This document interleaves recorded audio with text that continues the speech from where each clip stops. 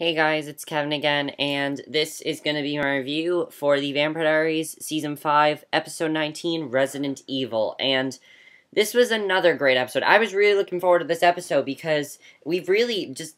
This season of Vampire Diaries has been amazing, in my opinion. I know a lot of people said, like, this has been the worst season. In my opinion, we've got an amazing episode after amazing episode, and I feel like, it's only going to get more amazing, and I feel like this finale is... We're getting really close to the finale, and it's going to be a really, really great finale. I believe there's a couple more episodes left, like, about 4 episodes left, I think, and I think then that's it for the show. But let's just get to this episode, because I really liked it. I thought it was another great episode, and let's just get to it. So, the main plot of this episode had to do with Elena and basically having these weird visions of her and Stefan. Now, this was all the travelers that were doing it, but she had all these weird visions, and I actually really enjoyed this plot. I know some people might have thought it was silly, or that, oh, we're back to the love triangle thing again, but no, that love triangle thing, that's basically ended. It kind of has, because now Elena knows who she wants to be with and who she doesn't. So Elena smells the flowers at her table while she writes in her journal, and she tears out a page and then blows it away in a breeze. This is all in a dream, basically. Stefan stoops to catch it, offers back to her, and we see her old hairstyle again like it looked in Season 1, and she says it was a bad page from her journal. He tells her she shouldn't censor her journal, and she says he's not the journal police, but it's really bad. He says he's intrigued, gives her the page back. They have a moment, they introduce themselves to each other, but then Elena wakes up in a cold sweat and tells Caroline she had a crazy dream. So Enzo and Damon are playing pool, and they chat about his hot sex and parent-teacher conference with Elena, and Damon says they're on a break, and Enzo even tells him, Enzo says, I'm even confused just from hearing the story. He doesn't really know what to do, and Enzo tells him she's going to find another guy, and Damon asks him how his search for his long-lost love is going, basically telling him that, he's not doing any better than Damon is, so... he says, since the travelers were helping, but have gone up in flames, it is a dead end. So at the grill, Elena drops her keys, and we're in another, dream now. Elena drops her keys, thinks back to a date with Stefan, where she dropped her keys. And he handed them to her. They have seen a movie, he walks her to the door, then they kiss, the lights come on, and she says it's her dad, and has to go in. Stefan tells her he's looking forward to their next date, and she agrees and goes in. Again, this is all sort of an alternate reality, like what would have happened if her parents were alive, what would have happened if, just things were different. That's what she thinks about, is just what would have happened if things were different. Elena then snaps back to the present, realizing that she's not in the present. Caroline tells her that her mom is coming, and Elena asks how she got to the table. The last thing that she remembered, she was at the door, and Caroline asks if she had another dream, and Caroline says that's weird, and then Elena says that it's Psych 101, that she's having dreams about Stefan after breaking it off with Damon. She has no idea what's going on. Stefan calls Caroline and tells her to tell him that he's not crazy. He says he's been having daydreams about Elena too, so basically we find out that Elena and Stefan are both having the same dreams. And, she tells him that he's not crazy and that something is going on. And, we just don't know what's going on at this point. But Enzo wins the game. We go back to the poker, them playing pool, and Enzo wins the pool game. And Damon tells him if he keeps saying Elena's name, he'll never forget her. And Elena tries to call him. And Caroline asks Matt if he's seen her mom, and he hasn't. And Damon doesn't take the call, but then Enzo takes Caroline's cell. She tells him to tell Damon that there's something going on with Damon and Stefan. He puts it on speaker, and she says now that there is only one pair of doppelgangers left, they are having visions of each other, and he asks what kind. Enzo says sex dreams, but she insists they're just romantic dreams. They're just romantic dreams. And Caroline says that the travelers committed mass suicide, and now these visitors. And Damon says to find a witch and get her over there. So, Elena and Caroline come to Damon and Enzo's, and Enzo greets them. Elena and Damon share an awkward, an awkward conversation, basically, very awkward between them, because, they just broke up, so it's really awkward. And, Caroline and Enzo excuse themselves to get a drink. Elena admires the new pool table, and she says she's been running to release the tension. She just doesn't want any tension between her and Damon, basically. She doesn't want it. Caroline thinks that they should help, but Enzo thinks it's funny to listen to them. and try not to rip their clothes off each other. And Elena asks if they can just be friends, and Elena calls him a poor bastard. So Enzo doesn't think Elena should give him hope because that's tragic, and Caroline asks if he's talking about Maggie, and he tells her the travelers didn't tell her where she is, and Caroline asks if she be old, and he says 70, but says he wants to thank her, not date her. Damon asks about her sex dreams, about his brother, and Elena's floored by the awkward moment, but says it's just random snippets of her and Stefan in an alternate reality. Damon asks if fantasy Stefan and Elena are really happy, and she shrugs. I mean, really, the questions that Damon are asking, it's not Elena's fault, really. This is all dreams that Elena's having, and it's all the travelers that are doing it. But Stefan and Elena are really happy. Damon reminds her the prophecy says they are supposed to be together, and that is true. They are supposed to be together. Then they hear this loud bang in the door, and Damon goes to answer. Damon slams the door in the guy's face, and he says he's Luke, who we know is Liv's twin. And Elena asks where Liv is, and he says she's busy, so they ask him in. So Luke tells them that they can't stop Elena's vision, and says that Marcos, the dead leader of the Travelers, is back and causing problems. Luke says the visitors are trying to draw Stefan and Elena together, and she affirms and says they need their blood for a rite, and Enzo says they need more clues, and tells Caroline to break out the popcorn because Elena's little sex romp isn't over yet. So Elena walks over to find Damon on the porch, and he says he's just listening to the universe laugh at him. He tells her they were doomed from the beginning, and Elena says the visitors will stop once they find Marcos. And he asks her, what then? We're friends? And says, can't wait. She tells him she knows they're in a weird place, but says the universe doesn't control anything and this is not real. And then she gets another vision. As soon as she says that, she gets another vision. And I actually really liked this scene. I liked all the visions she got. I really enjoyed that. Stefan's cooking dinner for her on their anniversary. She asks where the opener is and opens a drawer. And there's an engagement ring. So in this alternate universe, he was going to propose to her. And she found this engagement ring there.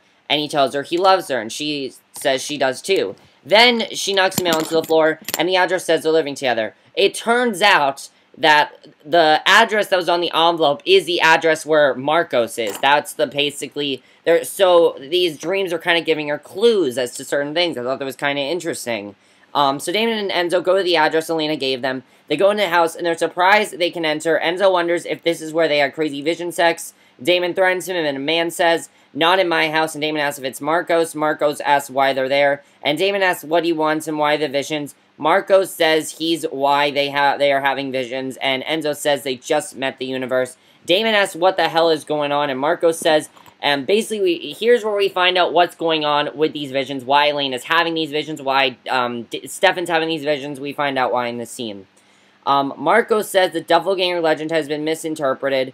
He says he cast a spell 15,000 years ago that promised true love to get them together so he could have their blood. And he tells Damon to come in for a walk with him, and Enzo says not until Marcos tells him to stay if he wants to find Maggie. So they walk down the street. Marcos talks about the original immortality spell that created the witches and scattered the travelers, and Damon yawns. He says the witches put a curse on them so they can't gather as a tribe without disaster striking. And Marcos says they need the doppelganger's blood, but they don't mean to do harm. He says he'll stop the vigil as a measure of good faith. And townspeople gather around and start chanting. And Marcos says the only way they can gather is in other people's bodies. He has how many there are, but it looks like the whole town. And Elena has another version of Stefan and Elena sharing domestic bliss. She pours him coffee, tells him that Jeremy's bringing home a girl, and so is Damon. And their kids come in, and she tells him that their daughter bit their son. She tells him not to encourage it. They kiss, and the travelers' chanting intensifies. Elena comes out of the vision, and this is basically the last vision she had. She's now standing in the empty kitchen where she was with Stefan a minute ago, and she looks around. And as this is going on, Marcos is telling Damon it's done. Elena's back at the Salvatores in tears, but Stefan is there too, and he tells her it's ended. They both look rather sad at the prospect of losing their happily ever after visions. And she and Stefan sit by the fire, and I love this scene between Stefan and Elena. They are so close to getting Stefan and Elena back together, and this scene just really solidified that. She and Stefan sit by the fire, and he says the vision showed them what they wanted to see. They weren't vampires. Her parents were alive. They had kids, and she says it was a life they could have never have had, and they agree it was amazing. But Stefan says the real life they had together was amazing, and says that they fell in love on their own and had their ups and downs and fought. And Elena says she died, and he says they changed and they grew apart, but that's real life. And, you know, Stefan tells her that he will always love her, and she says the same. She leans on his shoulder. She asks if she and Damon will ever be able to talk like friends, and he says, you can't be friends with someone or in love with them. You can't be both. I definitely thought that was interesting. And then the very sad scene here. Damon goes up to Elena alone by the fire in his room, and he says they need their roles identified. You know, Elena's trying to tell him that they can still be friends and everything. And she thanks him for solving the vision, and he says he's sorry for tearing away her paradise. And he says he doesn't want to hear it, but she tells him he has to. She says it was her and Stefan married in humans. She says it wasn't real, and she tells Damon what they have is messy and real. And he says they're bad for each other. She says she needs him in his life, and he tells her, I don't want to see you. I don't want to talk to you. I don't even want to hear you breathe. I don't even want to hear your voice. I can't. I don't even want to be your friend. And it's really sad, and she says, fine, if that's what you want, then that's what we'll do. And unfortunately, he walks out. So, unfortunately, Damon and Elena are officially done. You know, Damon now wants nothing to do with her, and it's really sad between the two of them, because they did have something, and now they don't have anything. It's honestly, it's really sad, but that was the main plot of the episode. I enjoyed the main plot. I thought it was really good. I really liked the whole Visions thing. Let's go to the subplot, because there was a lot that was going on, with that. So, basically what happens is Bonnie calls Jeremy and gets his voicemail again. She asks him to call her back. A strong wind blows her hair, and her Grams is there. She says that she heard the Travelers did a number on her last night. She tells Graham she doesn't look right, and Graham says that something isn't right on the other side. She thinks they tried to overwhelm Bonnie so that someone could get through. And Graham says the witches are scared. So Liv meets with Matt, Tyler, and Jeremy, and she tells them they have to stab themselves to prove they don't have a Traveler in them. And kind of funny scene, you know, they don't really want to do it. Jeremy and Matt are complaining, so Tyler goes first. He stabs himself, then Liv tells Matt to stab himself in the shoulder so it won't hurt that much. He does it, and Liv tells them they need to go around stabbing people to see who has a Traveler in them. She says her coven has been tracking the Travelers, but they usually don't stop in one place for long.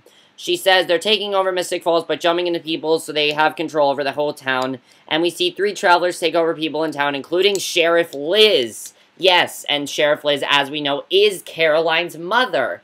Caroline was wondering where her mother is, so that's where Caroline's mother was. So Bonnie goes to see Jeremy, and he acts all awkward, but then she asks for him to help with the other side. Liv comes in, and Bonnie isn't happy to see her there. She asks what's going on. Jeremy says he can't, but she has to trust him. He opens the door, hustles her out, and she's not thrilled with him. He doesn't want to keep secrets, but Liv says that's not letting anyone else in. So Matt comes to Liz's office and sees a mess. He calls Liv and says he needs the Traveler knife. The Traveler and Liz hears this, doesn't like it, then stabs him in the neck. Matt appears in front of Bonnie and tells her he's dead, and then tells her to tell Jeremy that the sheriff has been taken over. Basically, Liz has the Traveler inside of her, so, you know, we found that out in that one scene. So basically, he touches her, goes to the other side, sits up, and a guy asks, you know, sitting there, if he can see him. The guy shakes his head yes, and when Matt asks if he's a witch, he shakes his head no. But then there's another guy there who tells Matt it's great to be seen, and it's Cole. Yes, Cole. Matt is seeing Cole. If you remember, Cole was that original that Jeremy killed last season. And he asks why he can see him. Cole tells him that someone tore their way out, and now the other side is messed up, and Matt realizes he may be able to see Vicky and wonders where she is. So he decides to basically do that. But before that, Tyler approaches fake Liz, and she asks if he's staying out of trouble. He says, you know me, and she tells him hybrids are not above the law, and tells him to back off the day drinking at the grill since he's underage. He tells her that his mom says hi, and she says to send her her best. Tyler stabs her with a Traveler knife, tells Liz that she's safe now, and then he looks up and sees someone behind her. That startles him. And, you know, that was definitely really interesting right there. So Matt runs around to the other side, looking for Vicky, and then he hears her calling his name, but, you know, quickly, they reunite, but then quickly they get separated because it's not real. It's just again, a vision. So then what happens is Matt sits on a tombstone when Cole approaches and told him that his sister was already dead. Matt asks where she went and asks if she moved on and found peace. Matt says it doesn't look like that, and Cole says he doesn't know and doesn't want to find out. He tells him to go back to his body and shout what's happening from the rooftops. Cole tells him he's not the only one over here, and that if this keeps up, everything is going to fall apart. Cole begs him to go back and find a way to stop it, and that's what he has to do, is to try to find a way to stop it. So Jeremy and Bonnie sit in the sheriff's office with Matt's body, and he laughs and tells her she's the only one the sheriff hasn't tried to kill. Bonnie gets angry, tells him she trusts him, but doesn't like him lying and hiding things from her. Matt gasps back to life, so now he's, back to life. He's in, in the real world. And Matt says he remembered what's happened on the other side, and Bonnie says that never happened. He tells them about Vicky disappearing and asks Bonnie what's going on. And then the very end of the episode, this is actually really interesting. Remember how Caroline was looking for Liz? Well, Caroline tells Tyler that she gave her mom her blood, but that she's still out. And Tyler says to give it time and says he won't let them tear apart the town. But he then tells Marcos that they're in and that Caroline's oblivious. And basically we found out that Tyler's body has been taken over by a traveler. His body's been taken over by a traveler, and this body is quite an upgrade, and Marcos tells him not to get used to it since he won't have it for long. Tyler gives him the only remaining traveler knife, and Marcos puts it in the fire and shines a spell over it. So now, Tyler has been taken over by the traveler. I don't know what's going to happen to Tyler now, if Tyler's going to, end up going against everyone, or what's going to happen to him, but this episode was, again, amazing. I loved everything that went on this episode. All the visions were amazing in this episode. I loved all the scenes. Probably my favorite scenes in the episode were Elena and Damon's visions. Because, Elena and Stefan's visions. Because we kind of got to see what their life would be like if they weren't vampires. And I thought that was pretty cool to see, definitely. I thought that was a really interesting concept. That's definitely one of the best parts, I think, of the entire episode. Was this the best episode of the season? No, it definitely is one of the best episodes of the season. I feel like they're stepping it up every single episode, and it's just getting better and better. Now my question is Damon and Elena, are they going to make amends? I really hope they do. I don't like seeing Damon so down on himself and everything. I just don't like it. I hope Damon and Elena do make amends.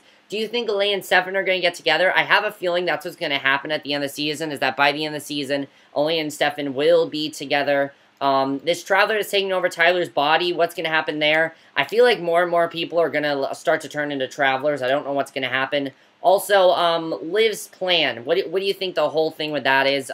Also, what is going on? Why did Matt see things that weren't real? What's actually going on there? We don't really know. But again, this episode was really good. I really enjoyed it. Let me know what you guys saw this episode. And I'll see you guys in my next video, which will be my review for Continuum. So, see you then. Bye.